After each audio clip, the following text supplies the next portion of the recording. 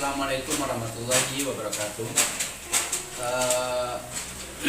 Alhamdulillah, puji syukur kepada Allah Subhanahu wa taala, mengucapkan atas limpahkan rahmat kepada Allah Subhanahu wa taala setelah kita kepada kewajiban yakni Nabi Muhammad sallallahu alaihi wasallam. Yang terhormat Ibu dosen ibadah, setelah itu kepada kawan-kawan semua. Baik, pada kesempatan kali ini Ananda Ilham Fajri dengan NIM 2121-154 akan mempraktikkan untuk mata pelajaran kita, mata kuliah kita adalah fikih ibadah. Yang pertama, kami dari kelompok 2 akan membahas. Yang pertama adalah tentang wudhu, yang kedua adalah tentang mandi, dan yang ketiga adalah tentang tayamum.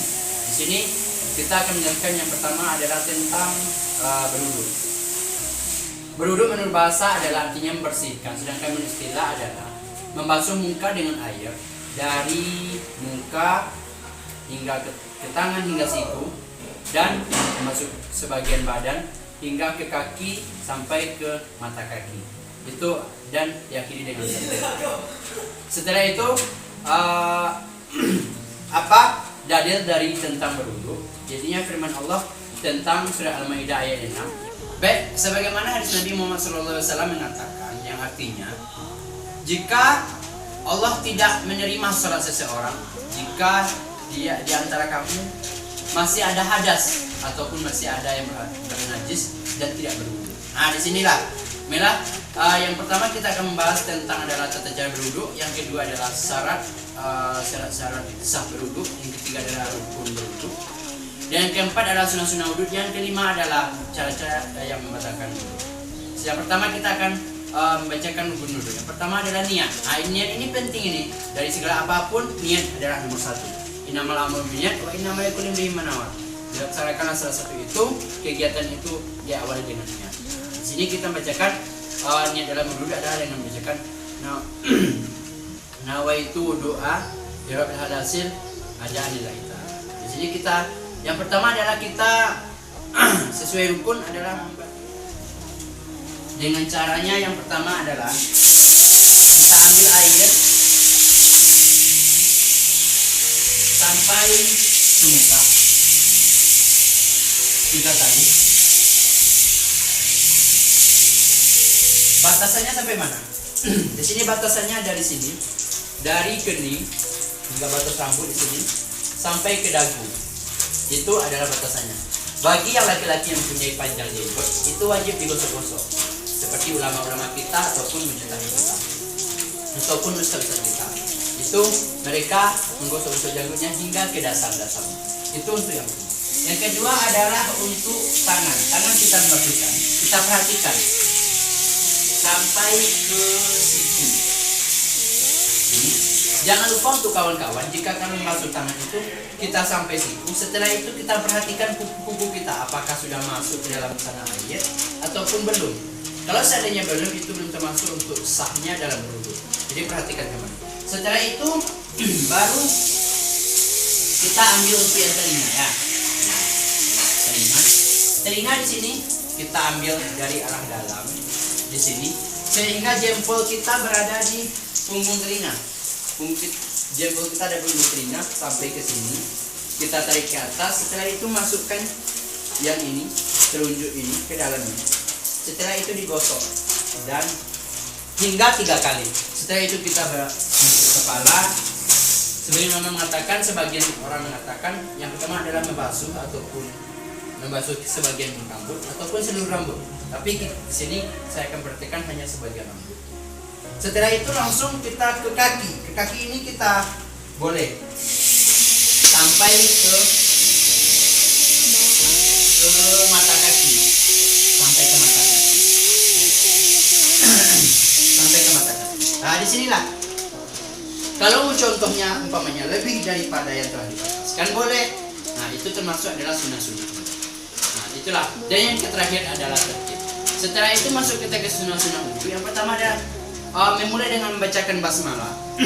Baca basmalah dulu, baru kita mengambil wudhu. Setelah itu menggosok gigi. Nah, bagi kawan-kawan yang masih ada waktu untuk berwudhu, menggosok gigi dulu, bersiwak.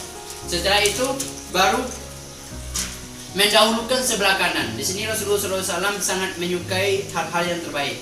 Nah, mendahulukan sebelah kanan itu adalah hal yang baik. Berarti kita dahulukan dulu sebelah kanan. Setelah itu membasuh telinga. Membasuh telinga itu adalah sunnah. Nah, bukannya wajib, bukan.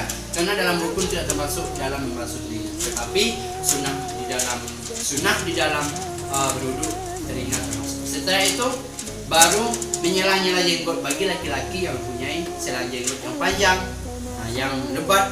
Nah, di situ menyela jenggot hingga seluruhnya merata terkena air. Setelah itu menyela jari. Setelah itu berkumur-kumur. Nah, berkumur-kumur ini sunnah, tidak wajib.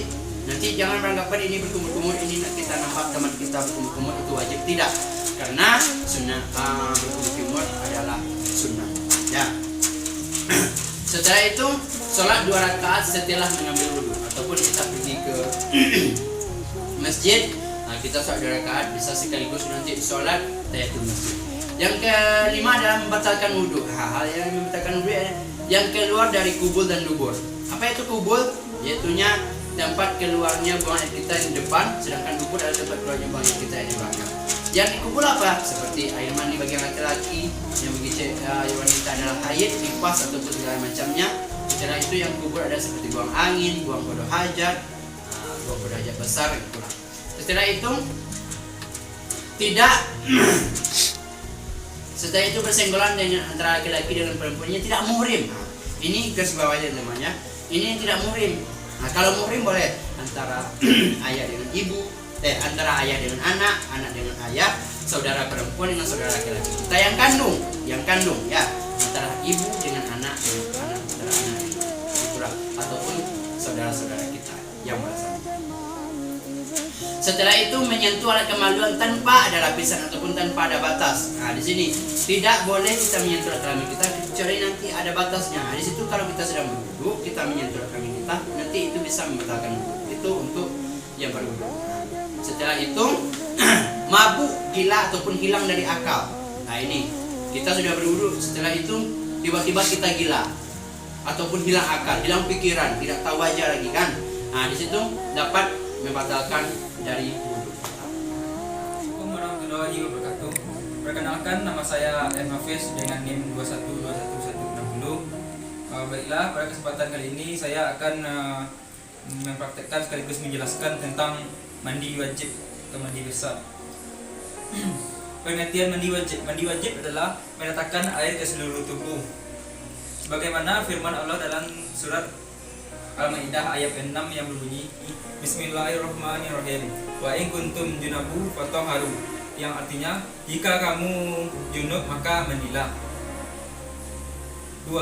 Rukun mandi. Yang pertama adalah niat. Niat merupakan dasar yang membedakan ibadah dengan adat kebiasaan.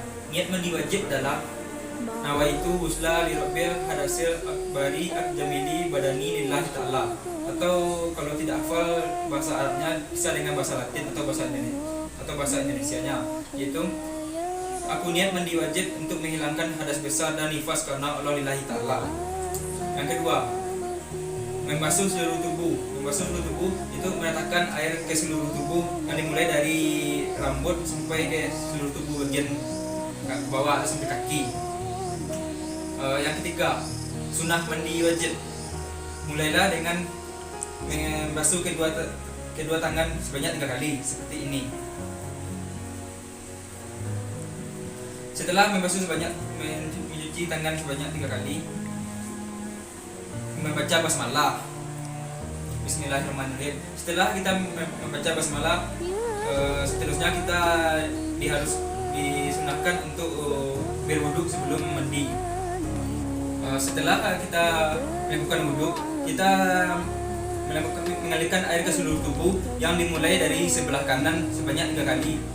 Kita guyurkan air dari atasnya, dari rambut sampai terkena semua bagian tubuh yang sebelah kanan tanpa terkecuali. Dan selanjutnya kita guyur juga dari sebelah kiri ini sebanyak 3 kali sampai seluruh tubuh terkena tanpa terkecuali juga. Dan selanjutnya hal yang membatalkan mandi. Pertama, tidak membaca niat. Yang kedua, tidak menggunakan air yang bersih. Yang ketiga, ada bagian tubuh yang tidak terkena air pas mandi. Yang keempat, masih terdapat kotoran dalam kuku dan belum membersihkan kemaluan. Yang kelima, tidak sesuai aturan.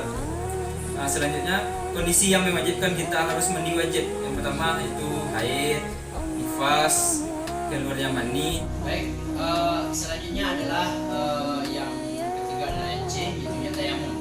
Nah, tayamum menurut bahasa adalah menyegajah, ataupun menurut istilah adalah menyegajakan, membasuh muka dan kedua belah tangan dengan debu sebagai pengganti air.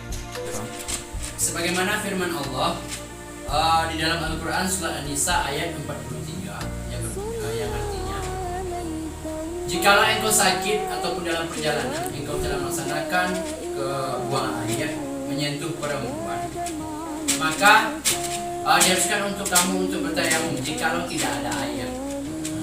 Di sini sesungguhnya Allah Maha Pengasih dan lagi Maha Penyayang. Di sini mengatakan tayamum dilaksanakan ketika tidak ada air di dalam perjalanan ataupun tidak, airnya tidak mencukupi. Setelah itu kita masuk ke sebab-sebab terjadinya tayamum. Nah, ini sebab-sebab yang membatalkan tayamum. Yang pertama adalah jika seseorang tidak memperoleh air ataupun tidak menemukan air, sudah waktu zuhur ataupun waktu sholat sudah masuk, tetapi dia tidak ada menemukan air untuk bersuci ataupun berwudu, jadi disunahkan untuk bertayamum. Setelah itu, jika seseorang mengalami luka, contohnya dia luka bakar ataupun terhadap tangannya ada luka, jikalau terkena air maka luka tersebut akan tambah parah ataupun tambah besar. Setelah itu nanti diragukan luka tersebut bisa jadi lama sembuhnya. Yang ketiga adalah jika airnya sangat dingin. Nah, ini kalau kawan-kawan umpamanya sudah nantinya tinggal di daerah kutub utara, tentu di sana adalah segala air menjadi beku. Nah, di sana kawan-kawan tidak mau mendinginkan air, menguapkan es tersebut menjadi air, namun kawan-kawan mau berwudu. Nah, di situ juga diperbolehkan untuk bertayamum. Nah, itu hal-hal yang bisa untuk bertayamum. Setelah itu rukun-rukun tayamum. Rukun-rukun tayamum ini ada 4. Yang pertama adalah niat. Nah, niat ini sebagaimana saya sampaikan tadi, niat ini penting. Nah, setelah itu dia membacakan nawaitu tayamum lebih hadasin karena Allah Ta'ala. Setelah itu yang kedua adalah mengusap muka. Nah, gini mengusap muka. Terkadang kita akan menganggap tayamum itu adalah membasuh seluruh badan seperti berwudu. Tidak, karena tayamum ini hanya mengusap muka dan mengusap tangan. Contoh begini. Pertama kita menggunakan dua belah tangan. Yang pertama kita tempel ke dinding. Yang merasa kita itu adalah debunya tidak debu yang kotor, tapi hanya debu biasa saja. Kita tepuk 2 kali. Setelah itu kita usahakan dari sini seperti batas wudu tadi, dari sini tidak boleh bersentuhan tangan kanan dengan tangan kiri, karena bisa nanti seperti air mustakmal yang sudah digunakan sampai ke sini. Nah, setelah itu hanya 1 kali. Lanjut kita ambil lagi untuk tangan. Kita tepuk lagi 2 kali. Usahakan yang kanan berada di sebelah kiri. Supaya apa? Supaya tidak, ini adalah yang suci tadi, ini suci. Jadi ini suci, ini dia akan sini ke tangan. Lalu dibawa terus ke bawah, langsung ke atas sampai ke sini. Jangan tempelkan yang sebelah kanan ke sebelah kiri karena ini sudah terpakai, ini belum terpakai. Jadi kita lanjutkan ke atas, kita lanjutkan ke sini lagi, lalu ke sini lagi, dan selesai.